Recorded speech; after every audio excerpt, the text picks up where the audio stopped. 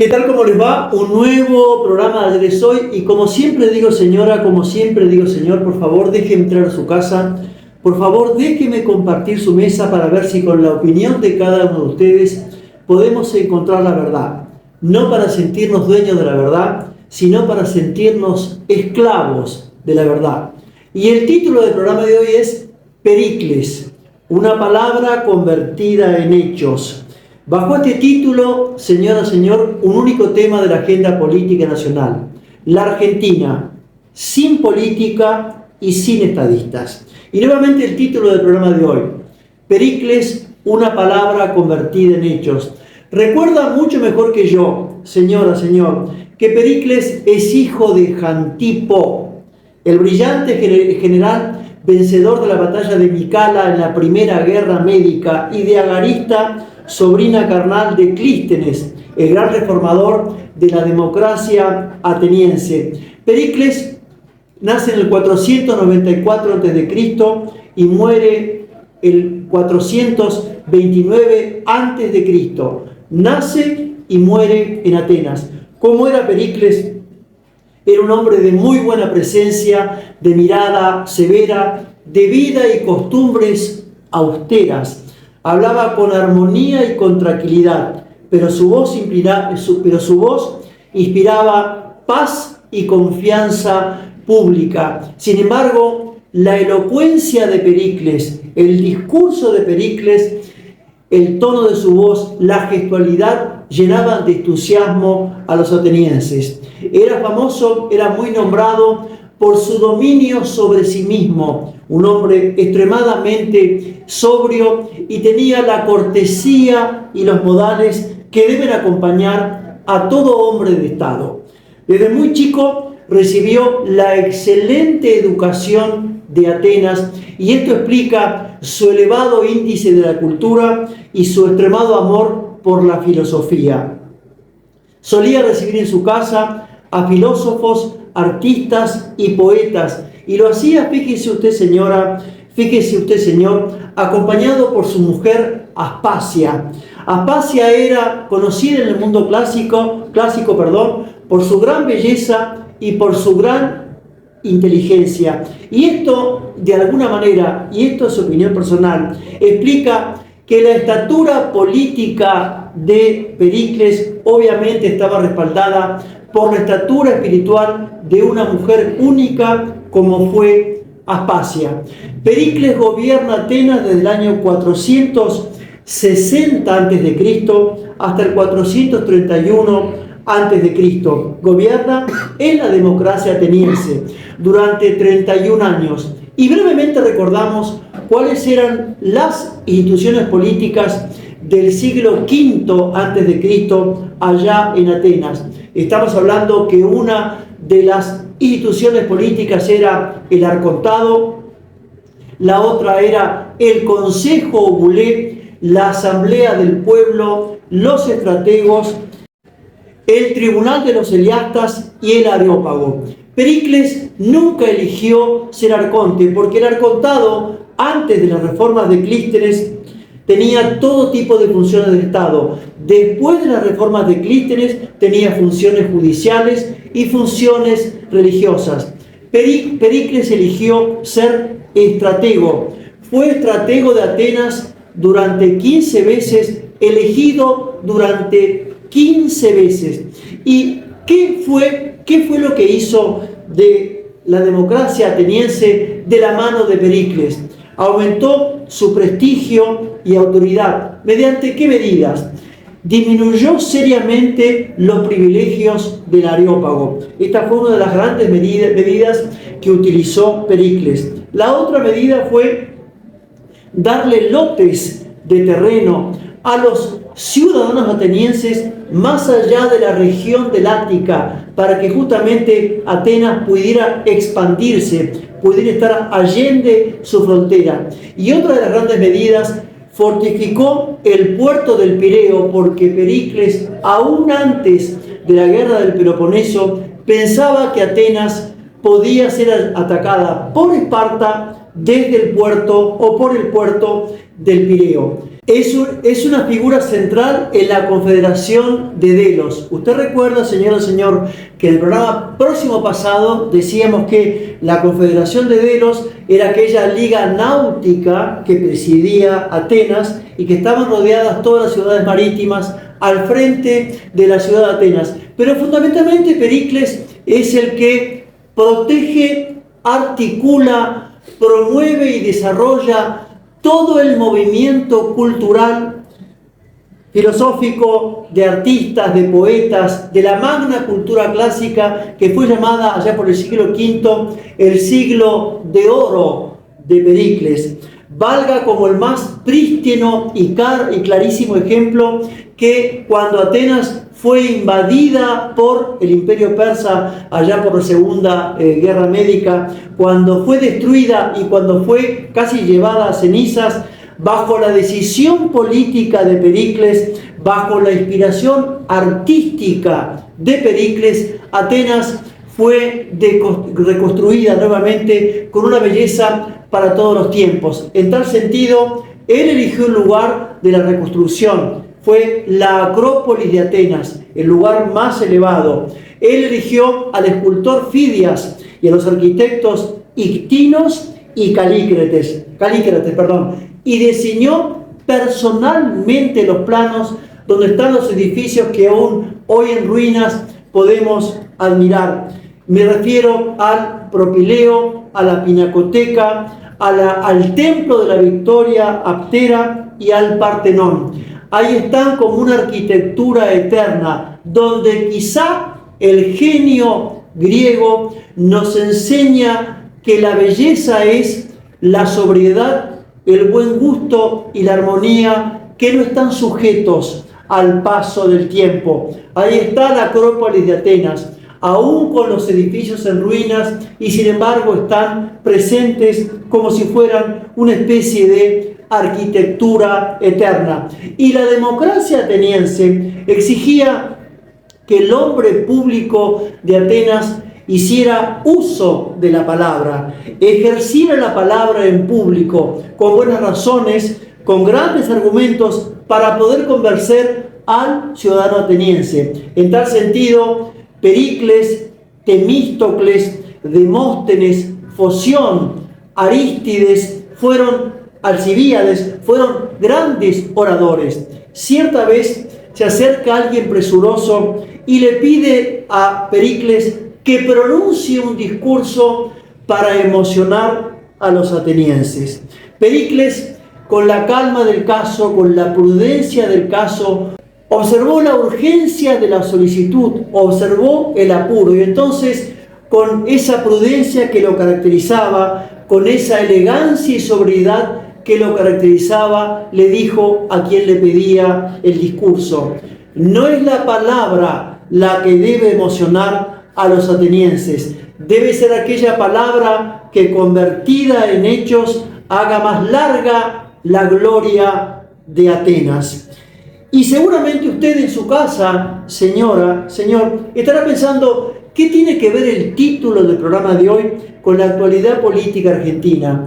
Y la respuesta es tan sencilla como evidente, y tan evidente como sencilla. Y en instantes vamos a compartirla con todos ustedes. Muchas gracias.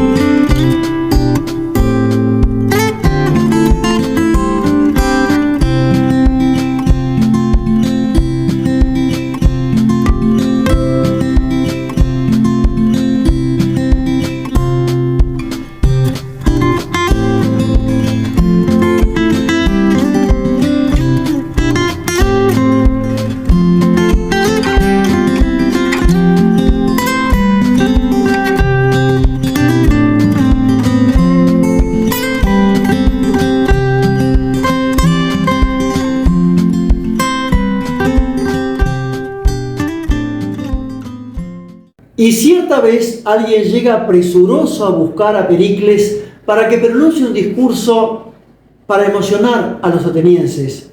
Pericles observa el apuro, observa la urgencia de la solicitud y con la elegancia, con la sobriedad, con la armonía, con la prudencia del caso, le dice lo siguiente a su interlocutor: no es la palabra la que debe emocionar a los atenienses, debe ser aquella palabra que, convertida en hechos, haga más larga y duradera, más prolongada la gloria de Atenas. Y la respuesta de Pericles, tan verdadera como actual y tan actual como verdadera, nos remite a la naturaleza del hombre, nos remite a la esencia del hombre, porque si naturaleza de las cosas en filosofía clásica es aquello que las cosas son en orden a su propia operación específica, ponemos ya el ejemplo de esta definición filosófica. La Tierra es un planeta porque no tiene luz propia y porque gira alrededor del Sol.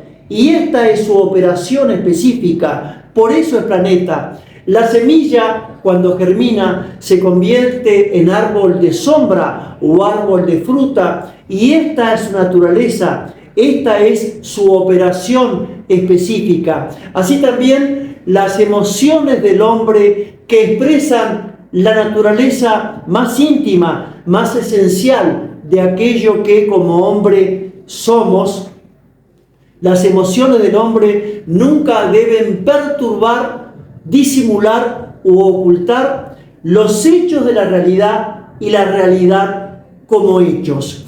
Porque es doctrina común que primero inicia Sócrates de Atenas, luego continúa su discípulo Platón de Atenas y por último Aristóteles, discípulo de Platón, que la función esencial de un dirigente político es hacer de quien lo escucha, de quien está en el auditorio, hacer un buen ciudadano y una mejor persona. Decían Sócrates, Platón y Aristóteles en su estricta terminología, hacer un ciudadano perfecto. Pero claro, la civilización contemporánea es mucho más amiga de lo urgente que de aquello que permanece.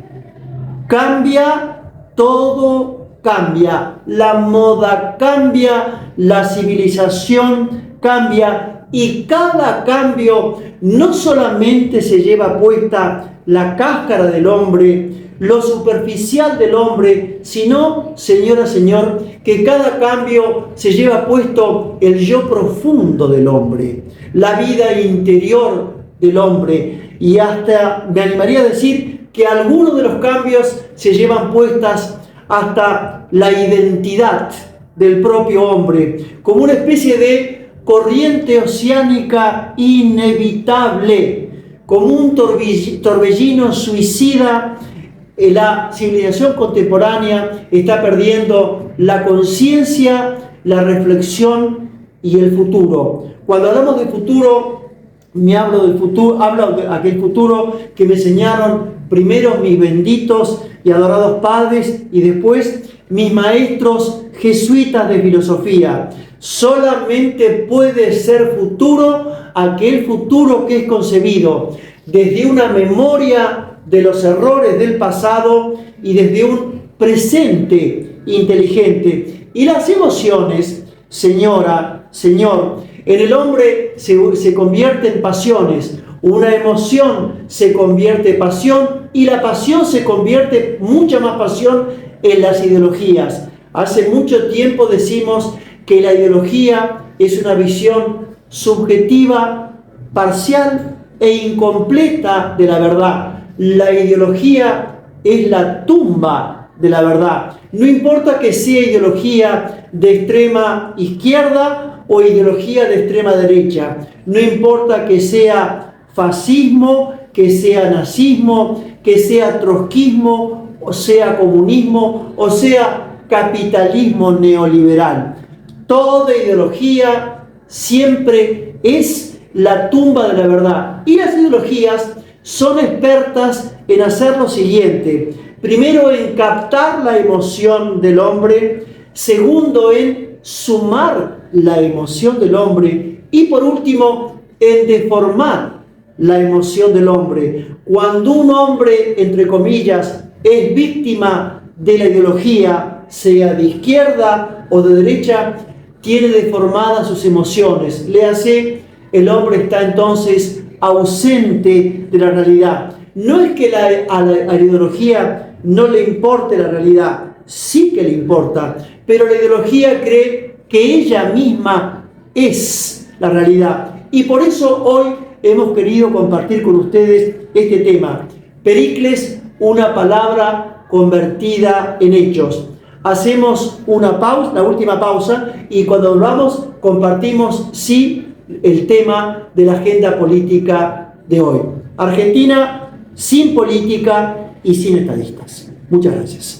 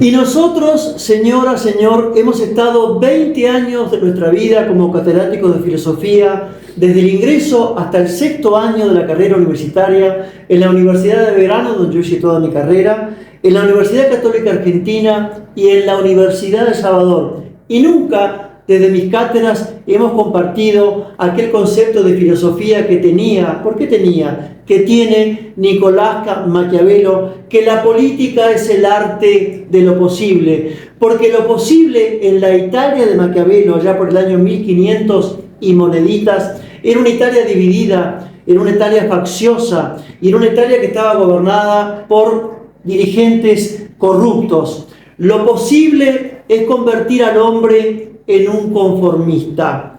Lo posible es llevar al hombre a un horizonte sin cúspide espiritual.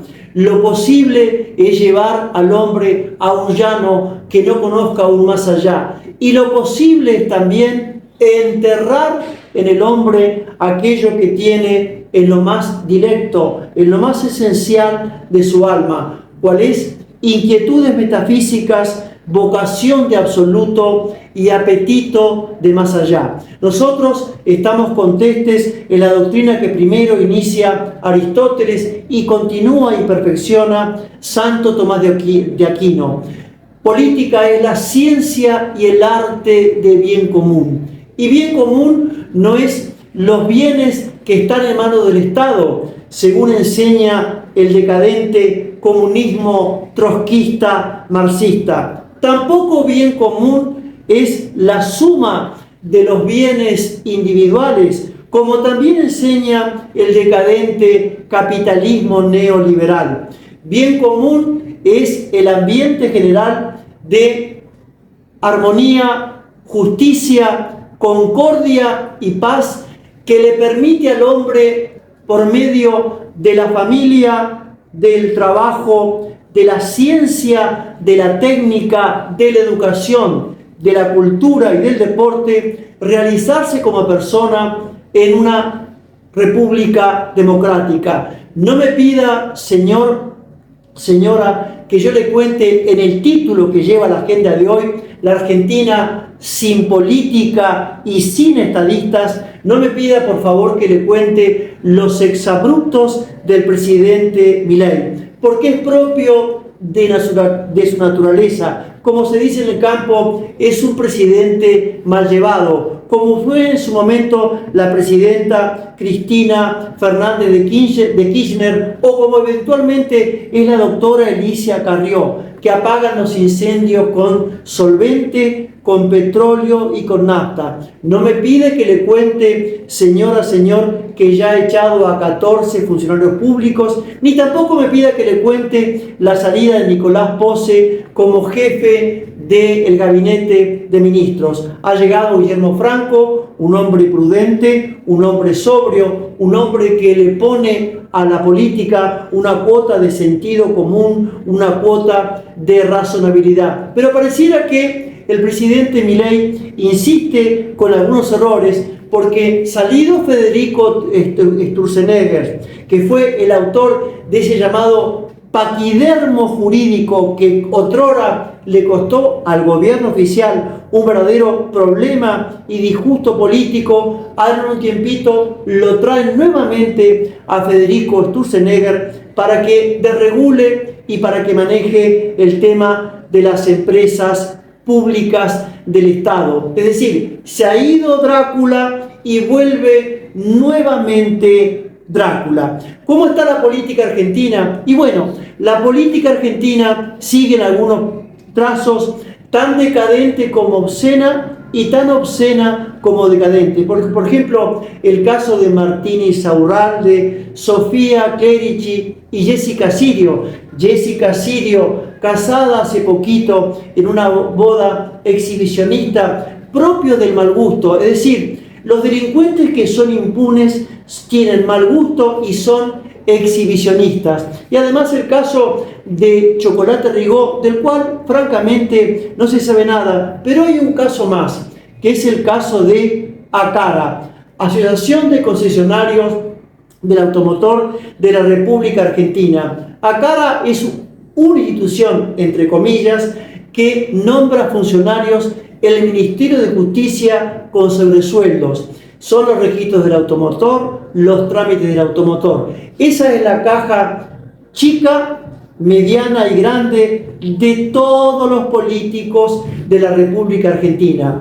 Caja chica, mediana y grande que no rinde ningún tipo de, digamos, contabilidad al Estado. Y de ahí manotean todos. Entonces, en esta Argentina, que después de 41 años de democracia, tenemos entre indigentes y pobres casi el 60% de la población argentina, volvemos a decirle a toda la clase política argentina, ¿no les da vergüenza ser tan chorros, decadentes, obscenos e inútiles en esta Argentina que es un verdadero BMW, es un Mercedes-Benz que le están poniendo querosén, nafta en mal estado, y por eso estamos como estamos? ¿Cómo está la oposición política? Ojalá la oposición política, señora, señor, estuviera dividida o estuviese facciosa. La oposición política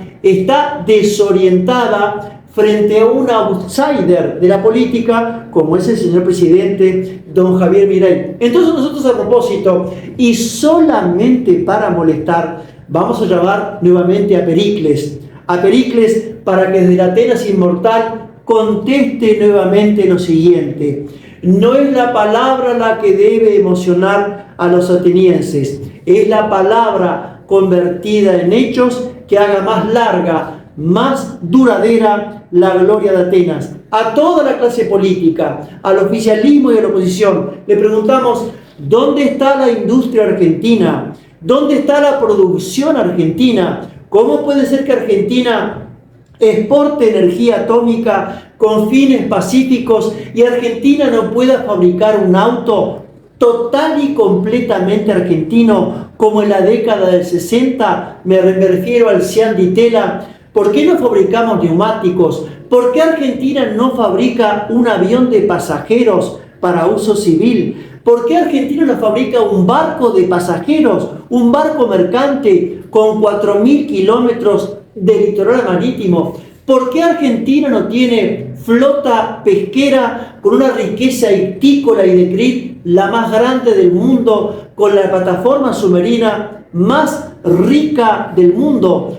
¿Por qué Argentina no tiene un nuevo diseño del ferrocarril? Debería ser el puerto de Argentina, el ferrocarril, hacia el interior, con 3 terminales nuevas. Proponemos las ideas. Una primera terminal en Misiones, vía Brasil, del ferrocarril. Una segunda terminal vía las provincias de San Juan, San Luis y Mendoza, vía Chile, la otra parte del ferrocarril. Y una tercera terminal, además de la de Buenos Aires, de Retiro, el Alto Perú, con puntos en Bolivia y en Perú, para que podamos aprovechar comercialmente el Pacífico Norte.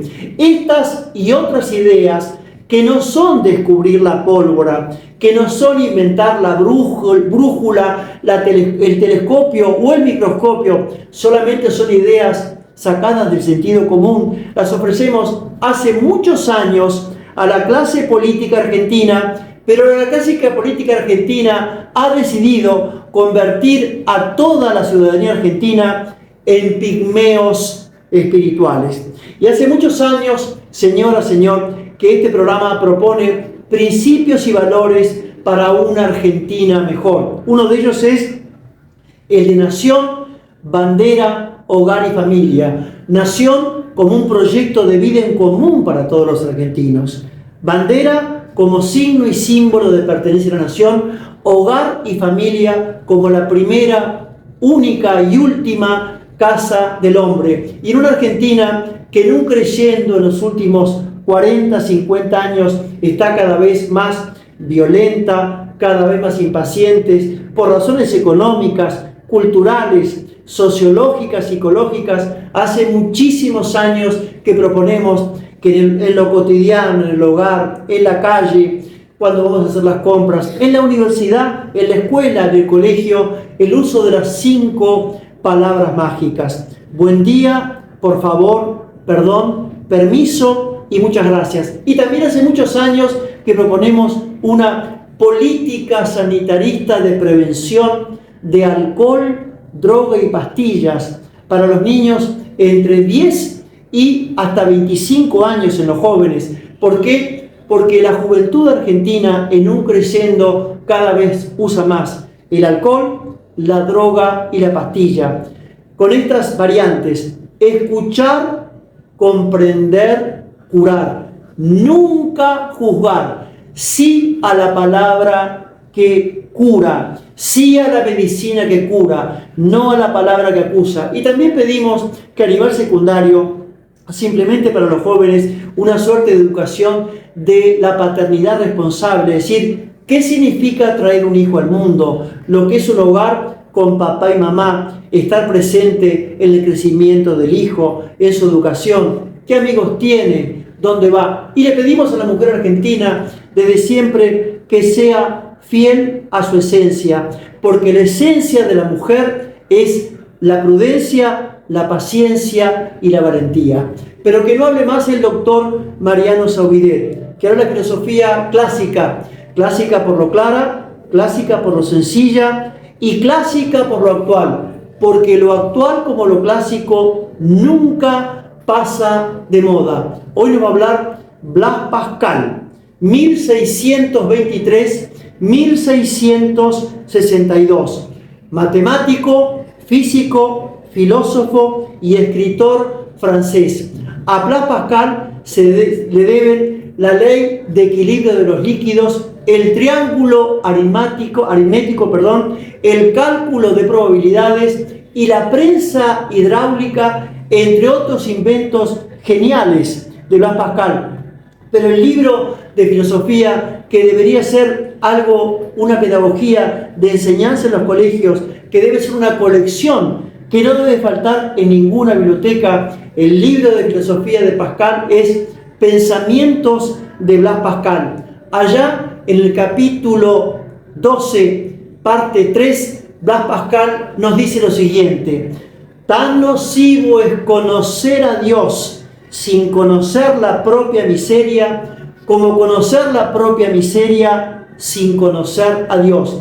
Y como Nicolás Maduro hace un tiempito nos decía que hablaba con un pajarito, y ahora Javier Milei Donald Trump y Bolsonaro en su momento en Brasil, nos dice que son enviados de Dios, creemos que la gente les va a creer cuando construyan una economía realmente federalizada y al servicio del bien común, cuando la producción y cuando la industria estén en funcionamiento, cuando tengamos impuestos claros, necesarios y suficientes, cuando tengamos una economía donde la exportación sea mayor que la importación y cuando podamos hacer de los ciudadanos una gran persona y excelentes para que puedan participar en la república de estos tiempos. Hasta la próxima y muchas, pero muchísimas gracias.